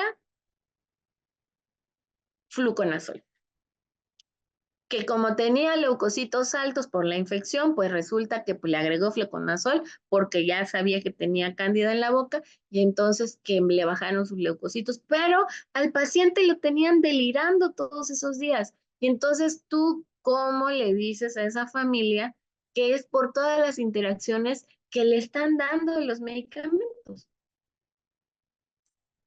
Y luego que resulta que el cultivo del exudado que le hicieron y de la secreción, porque yo se las pedí todas esas, resulta que le sale dentro de uno de los de los medicamentos que ciprofloxacino le va a ayudar. Y se lo dieron. Lo van a seguir teniendo delirando. ¿Por qué? Porque el ciprofloxacino tampoco va con esos medicamentos. Entonces, es una complicación que a veces nosotros mismos vamos haciéndole al paciente por no saber las interacciones medicamentosas de nuestros adultos mayores. Por eso es importantísimo la lista de los medicamentos, Si tú vas a agregar un nuevo medicamento a un adulto mayor, pues tienes que ir pensando que no vaya a tener interacciones medicamentosas con todo lo que tú le vas a dar nuevo. Al rato nuestro adulto mayor pues va a terminar pues más. Ahora mi paciente, bueno, ya no es mi paciente porque como ya llegó el internista, pues ahora él está a cargo, pues lo tienen delirando. Entonces, ¿cuándo va a hacer los ejercicios de disfagia para que podamos quitarle esa sonda orofaringea? Creo que lo podamos hacer fácilmente. Bueno, nos vamos a los factores de riesgo y las causas de desnutrición en la edad avanzada. Bueno, ya lo hemos platicado constantemente. Falta de conocimiento sobre los alimentos. Eso es algo básico. No fuimos a la escuela de nutrición, no fuimos a la escuela, nadie nos enseñó cómo vamos a comer. No sabemos cocinar, no podemos saber la nutrición. Estamos solitos, no nos gusta cocinar, no tenemos dinero para poder consumir alimentos adecuados, no podemos ir a comprar, no podemos preparar la comida. Todo eso va a influir en adulto mayor. Psicológicas, puede tener que esté confundido, que tenga demencia, que tenga depresión, que esté ansioso, que esté con un duelo, ¿no? Entonces, todo eso van a ser factores de riesgo de desnutrición. Y los adicionales durante el ingreso hospitalario, bueno, ya lo platiqué dentro de un caso clínico, pero aquí está. Que el servicio de alimentación, cuando tú vas a comer, pues te lo llevan una sola vez y no lo terminaste, pues ya te lo recogen, ¿no? No puedes elegir porque es algo que ya está específico ahí. No alcanzas a comer completamente porque comes lento, es un tiempo limitado, tus prótesis dentales no están limpias, se están cayendo, necesitas quien te ayude a comer y no hay nadie a la hora que llegó la comida, tu familia no está, o tienes discapacidad para alcanzar la comida, no puedes usar los cubiertos, no puedes abrir los envoltorios, o sea, todo eso te va a complicar que tú te puedas alimentar correctamente. O no estés viendo, tengas olores desagradables, entonces puedes tener un mayor requerimiento de nutrientes, por ejemplo, por las infecciones, pero pues no estás comiendo como mi paciente que está desnutrido ya de entrada, pero aparte de eso tiene una infección reciente, tiene una neumonía y entonces pues no sabe. Y luego pues no puede comer también porque a lo mejor alguno pudiera ser de una religión que no coma ciertos alimentos y también pueden provocar. O a ese paciente que ya se complicó, que ya le van a hacer una gastrostomía, pues ya lo pusieron a un ayuno terapéutico, entonces ya no va a comer todo el día, pues porque le van a hacer una prueba o porque le van a poner una sonda. Y bueno, ya hablé, incluso aquí está, ¿no? Esto con lo que van a ser las interacciones fármaco-fármaco, fármaco-nutriente, con lo que nuestro paciente va a estar consumiendo. Entonces, por ejemplo, tenemos que nuestro paciente va a tener un enfoque global. Acá tenemos sus medicamentos. Entonces, ¿qué tenemos que hacer? Tenemos que revisar la dosis de nuestro paciente. Cada vez que le empecemos a nuestro paciente un nuevo medicamento, tener que ser la dosis más baja posible. Tenemos que valorar la seguridad y de los medicamentos que le vamos a dar, valorar las estrategias alternativas no farmacológicas antes de agregar un medicamento, suspender los medicamentos que no sean necesarios, cuáles son innecesarios, que le estés dando aspirina por si le da un infarto. La aspirina ya se demostró que no le sirve a nuestros pacientes. Que le estemos dando omeprazol porque se toma 10 pastillas. Bueno, si come bien, lo podemos quitar. Tenemos que hacer una revisión periódica y actualización de los tratamientos y ya si nuestros pacientes, por ejemplo, que tenga interacción la levodopa con las proteínas, el sodio, los electrolitos séricos con los diuréticos de asa, caen en hiponatremia porque puntualitos se toman todos los diuréticos tiacídicos o los diuréticos de asa, pero no toman agua, no comen bien, no toman suficiente cantidad y al rato pues ya están internados porque tienen el sodio bajo. La vitamina K pues va a interferir con la warfarina, el calcio y la vitamina D con la tetraciclina. ¿Qué otras interacciones? Por ejemplo, si nuestro paciente tiene disfagia, puede ser por alguno de los alimentos que esté tomando, perdón, que si el alendronato, que los anticolinérgicos, que los antineoplásicos, que el hierro, los AINES, el potasio, la quinidina, los inmunosupresores, pues nos van a dar disfagia. Por ejemplo, náuseas, vómitos, diarrea y anorexia nos los puede dar la amantadina, la miodarona, los anestésicos, los antibióticos, los antineoplásicos, la cimetidina, colchicina, digoxina, eritromicina, levodopa, litio, metformina, bueno, y ahí están todos los que pueden provocar.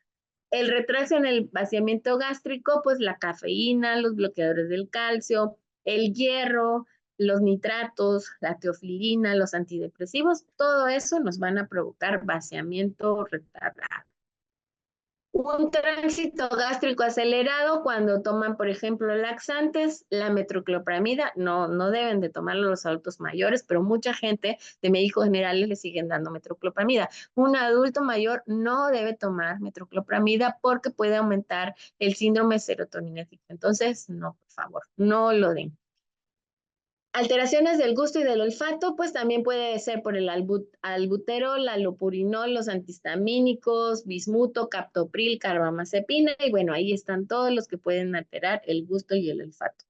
Los antidepresivos también pueden dar confusión, olvido de comidas, y pues estamos en cuenta que este paciente, por ejemplo, ¿por qué también se le va a olvidar comer? Pues él tiene antihistamínicos, no tiene antihistamínicos, pero sí tiene antipsicóticos y también tiene relajantes musculares porque luego le dolía el brazo. Doctora Ela, qué Aspectos bueno que que nos debemos va, considerar. La edad. Sí, doctora Ela, qué bueno que nos va a dejar sí, todos perdón. estos cuadros para tenerlos como un buen recordatorio para cada caso en específico.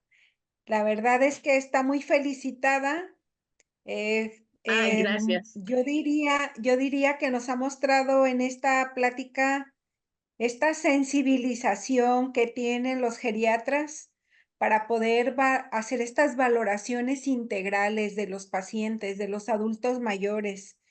Sí que se requiere y nos permite usted con esta sensibilidad y el recorrido que por el que nos ha llevado de la mano, entender qué importante es esta área y qué importante que más médicos estén formados en ella para poder atender a esta población que sigue en franco crecimiento. De manera que creo que todos estos cuadros serán valiosísimos en este recordatorio, porque su clase daría para 3, 4 máster, doctora, de cuánta información debemos Sí. manejar y debemos considerar para para cada persona, para cada adulto mayor. Hay algunas preguntas, pero casi todas ya Claro que las sí. contestó. Ya casi todas Ay, están perdón. contestadas.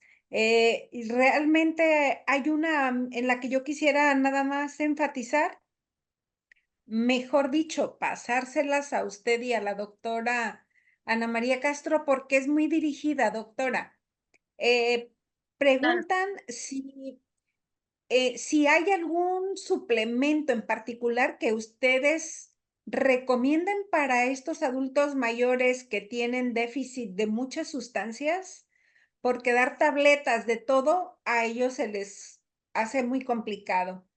Y en todo caso, también enfatiza qué opinan ustedes del Ensure, que tanta gente lo recomienda. Y es de uso común, vaya, del que la comadre le recomienda a la comadre que lo compre. Han enfatizado en esa pregunta, doctora Ela. Claro, lo que pasa es que el Ensure, pues tiene 30 gramos de proteína, ¿no? Y algunos traen 20, algo otros suplementos. Creo que ese, si no mal recuerdo, que me corrija la doctora Ana María si estoy mal, creo que esa sí tiene 30 gramos de proteína y tiene HMB, que el HMB es algo que te ayuda para no perder masa muscular, o sea, evitar la sarcopenia. Entonces, si tú ya estás seguro que no estás tomando y comiendo completamente en los alimentos, pues sí puedes suplementar al paciente.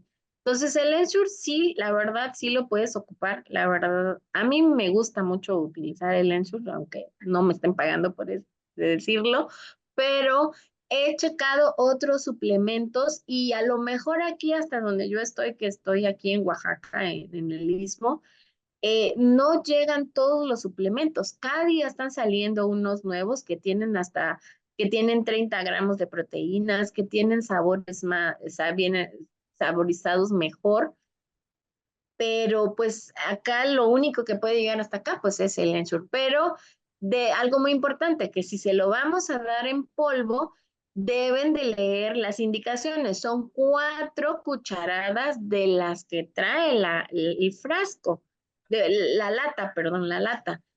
Y en leche o en agua, ¿no?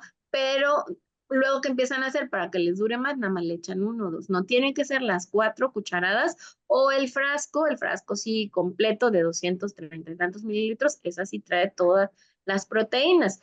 Y esa le puede ayudar para suplementar, como dicen los compañeros, no estarle dando tantas vitaminas en tabletas, pero a veces cuando el paciente de plano no está comiendo bien, pues sí tenemos que agregarle otras cosas más.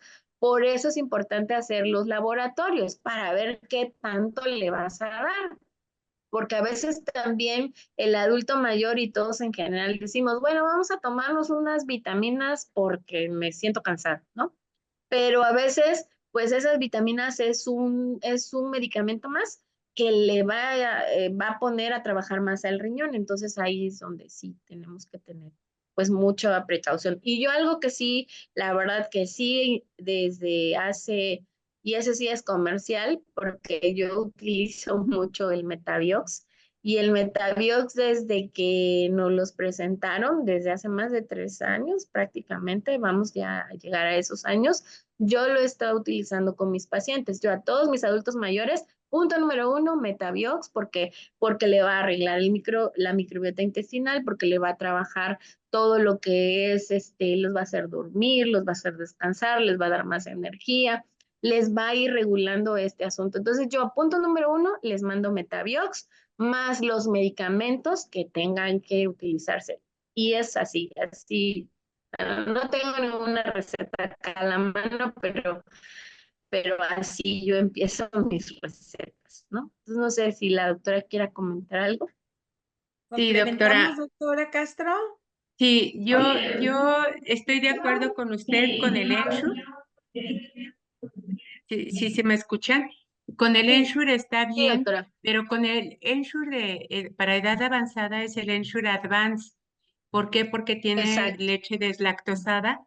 Con la leche deslactosada, sí, como usted dice, tiene 25, 30 gramos de proteínas, pero por ejemplo tenemos el Delicapro, que también tiene 20 gramos el Ensure tiene menos cantidad de calorías, tiene 200 kilocalorías, contra el Delicapro que tiene 400 kilocalorías con leche deslactosada, sabor moca, sabor café y sabor a vainilla, pero tiene 20 gramos de proteínas, pero como bien usted lo dice, de acuerdo a los estudios de laboratorio, porque la gran mayoría de los pacientes ya de la tercera edad en adelante tienen alteraciones en la función renal. Entonces debemos tener mucho cuidado con la función renal porque si damos mayor cantidad de proteínas, vamos a dañar más al riñón. Los pacientes de la tercera edad utilizan mayor cantidad de acuerdo a si tienen enfermedades cardiovasculares, utilizan diuréticos. Entonces, hay que ver qué diuréticos están utilizando, si son de ASA o son las hidroclorotiacidas. Y entonces, sobre eso tenemos que trabajar. Y sobre el microbio, en cuanto a la fibra que dice contra la microbiota, ¿qué es lo que tenemos que hacer con eso? Sí es importante utilizarla. ¿Por qué? Porque le va a ayudar con su sistema inmune, va a regular su ciclo circadiano en donde va a dormir mejor el paciente, porque si recordamos los pacientes de la tercera edad se despiertan temprano, va a aumentar sus niveles de la resistencia a la insulina por si son diabéticos y aparte por si tienen el hígado graso o el páncreas grasa. Entonces, todos estos factores tenemos que tomarlos en cuenta con la microbiota y utilizar, si vamos a utilizar el microbiox, Entonces, eso es muy importante que nosotros lo tengamos en cuenta, pero del Ensure tenemos el Ensure y tenemos el Delicaprot, e inclusive tenemos de los factores, de los nutrientes que son para renales, o sea, son renales y son para un hígado graso. Ujú. Entonces, eso tenemos nosotros que tenerlo Sí, en sí. cuenta en cada paciente, pues de acuerdo a sus estudios de laboratorio. Al igual la vitamina D, nunca se les olvide, muchos de los pacientes, y no sé si usted, doctora Ela, tenga Sí. pues como un récord en sus pacientes ya geriátricos, en donde la vitamina D está disminuida en el 30, están en 10 a 15 nanogramos por decilitro. Casi la gran mayoría, y los Sí. jóvenes ahorita los tengo en menos de 20 y menos de 30. Entonces, sí, yo creo que siquiera una vez al año, una vez cada 6 meses, pedirles la vitamina D. ¿Para qué? Para que podamos nosotros ir regulando, porque esto es secundaria a los pacientes que tuvieron COVID. Y entonces son las complicaciones del long Cierto. COVID, la vitamina D3.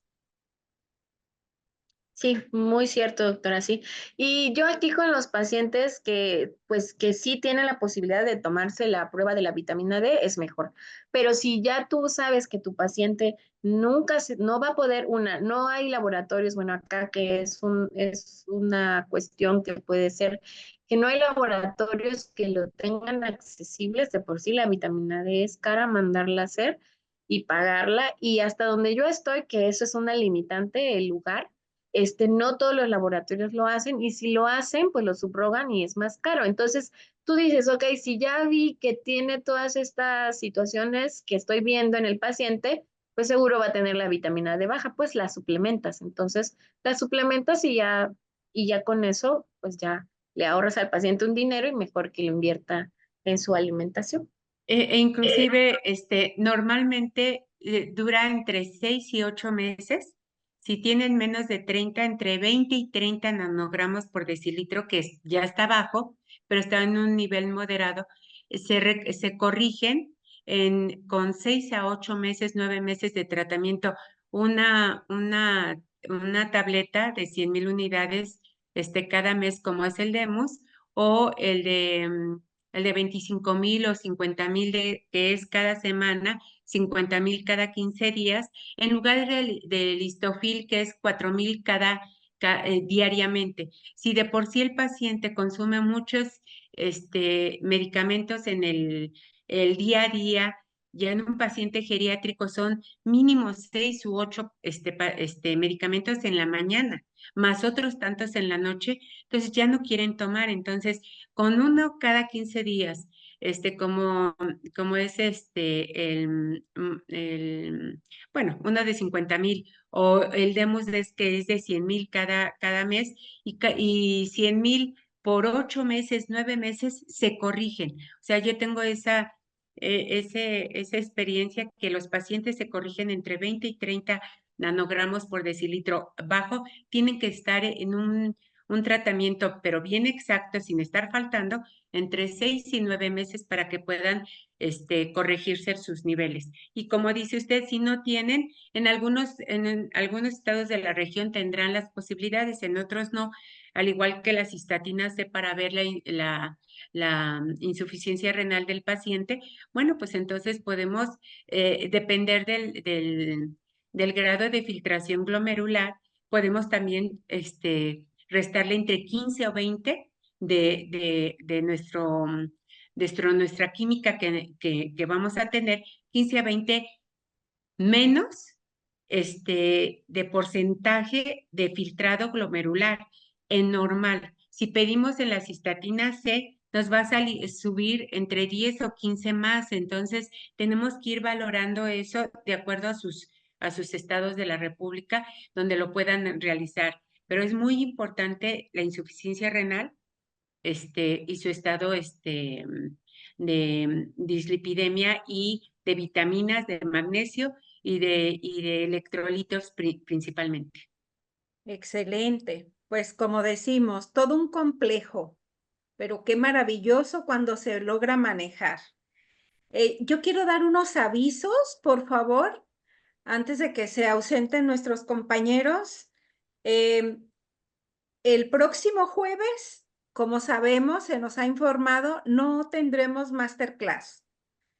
Pero el jueves 29 de agosto, en el mismo horario, tendremos la fortuna de contar con nuestro gran amigo y colega, el doctor Mario Acosta, como nuestro ponente de la máster, el día 27 de agosto.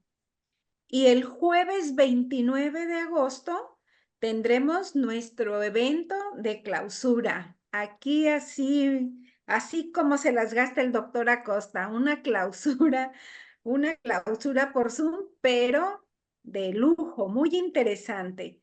Así que, doctora Ela, doctora Castro, estamos ya preparando nuestro cierre de lujo de este Top Medical Nutrition.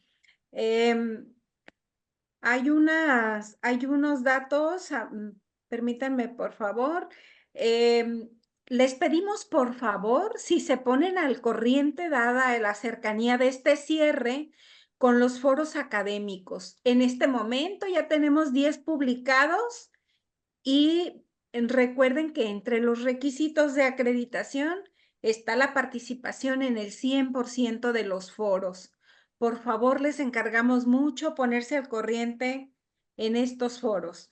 Y bueno, pues esas son las informaciones que debemos conocer de nuestro curso para poder salir felices de él con nuestro certificado.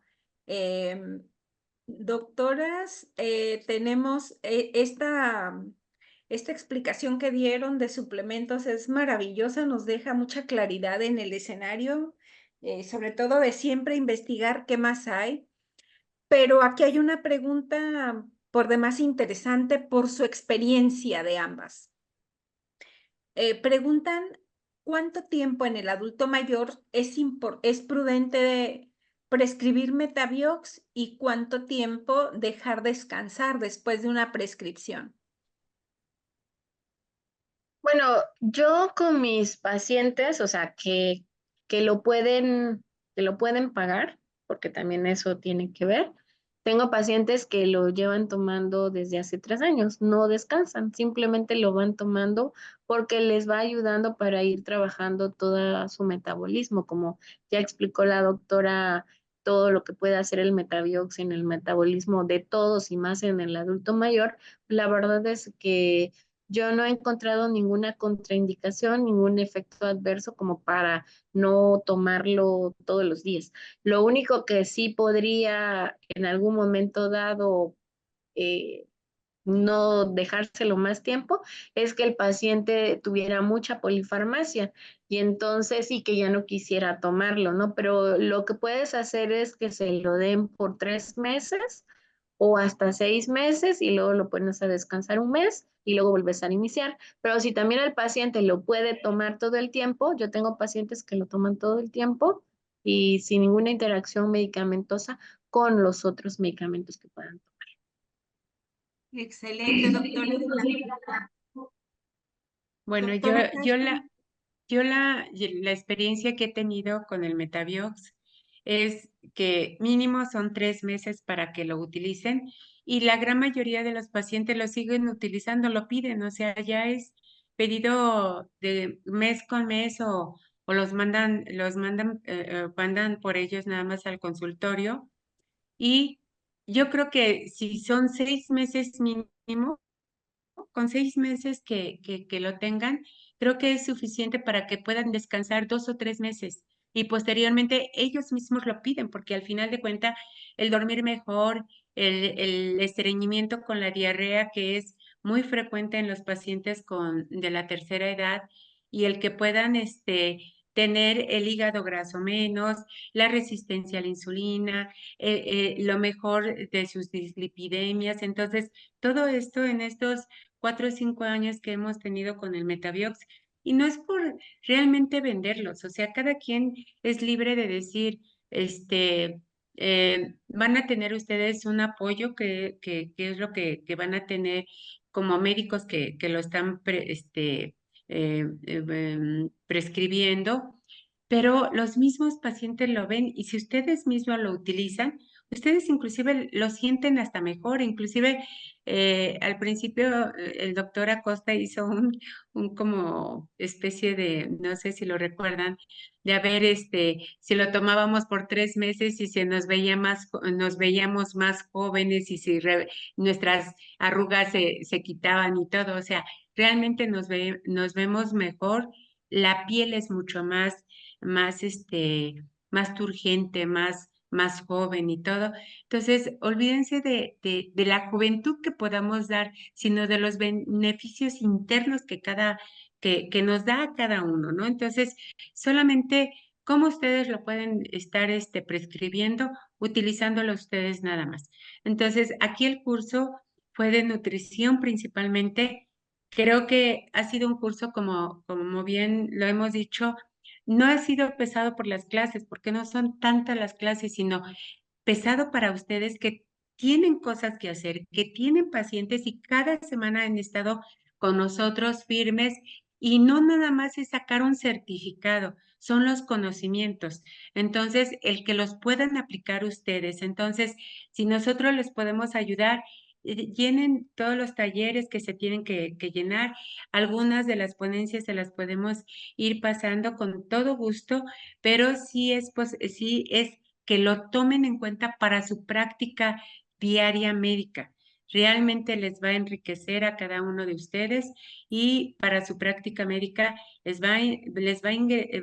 van a tener ingresos más de pacientes y sobre todo monetarios, ¿no? Entonces, prácticamente, como dijo la doctora, ya estamos por terminar, ya es la siguiente semana, probablemente el martes, yo ahorita lo diga, probablemente no esté porque esté viajando, pero voy a tratar de estar en el martes, que meterme al internet, pero en la clausura yo voy a estar. Se los digo porque ya lo avisé y pero el 29 sin falta estoy con ustedes, porque no quiero terminarme este curso que realmente ha sido muy excitante, con mucha energía positiva para todos nosotros. Gracias. Exactamente, doctora. Estaremos por ahí para esa clausura y recordar que todavía nos falta otra masterclass con el doctor Claro. Mario Acosta. Doctora Ela, pues ha recibido cualquier cantidad de felicitaciones. Todos Gracias. coincidimos en lo súper interesante de la información que nos ha traído. De verdad, nos recuerda que la medicina integral es valiosísima y en esta etapa de la vida es mucho más. Nos ha enseñado más allá, ha superado la expectativa y bueno, los doctores están pidiendo más. Así que ya buscaremos la forma de llevarles más información. Muchísimas gracias, doctora Ela, por su participación. Muchas gracias, como cada máster, doctora Ana María Castro. Qué linda, siempre con nosotros, siempre apoyándonos. De verdad, ha sido un encanto contar con su compañía en cada máster. Muchas Gracias a gracias. ambas, gracias a todos, gracias por sus comentarios. Estamos atentos a todas las peticiones que están anotando y a todas van a tener respuesta. Muchísimas gracias. Buena noche. Buenas noches. Hasta luego. Hasta luego, doctora, y muchas gracias. A Muchas ustedes. gracias a ustedes. Gracias, doctoras. A usted, doctora Ela.